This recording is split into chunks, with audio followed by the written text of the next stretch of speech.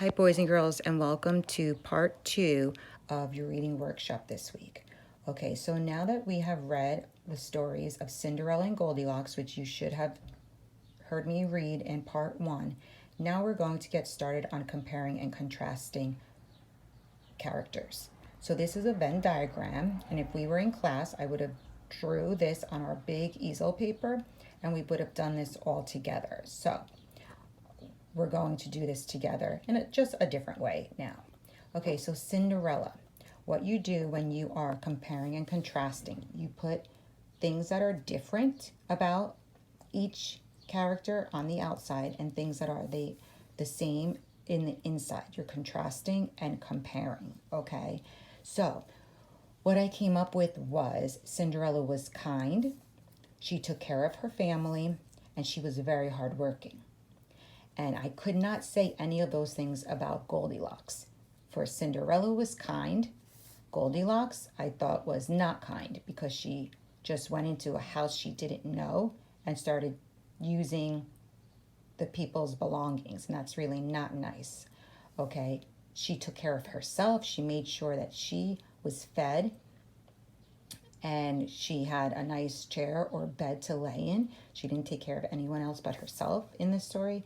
And she was not hardworking because she didn't do any of the work. She didn't cook the porridge. She didn't make the beds or set up the chairs. So I wrote that she was lazy. So Cinderella and Goldilocks, I feel, are opposites.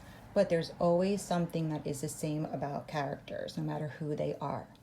I thought that Cinderella and Goldilocks were both brave, curious, and adventurous because Cinderella really wanted to go to that ball. And what that means, a ball is a big fancy party. Okay, they sometimes call it a ball.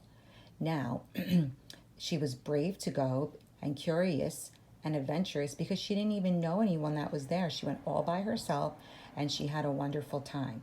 So, and Goldilocks was brave, curious, and adventurous because she went in to a house that she never had been to. It was a stranger's house. Now, I don't think that is a wise decision she made, but she was curious about what they had in the house and adventurous and brave. She wasn't even scared to go in.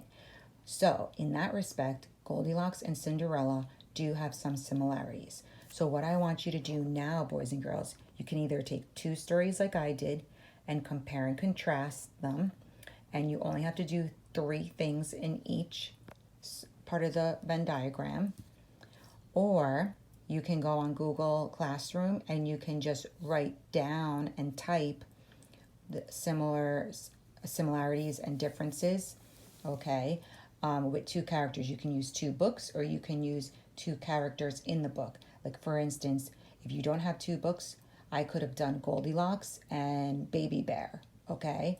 And that was only based on 1 story. Okay, so whatever works for you, whatever you have at your house, just be creative and make it work.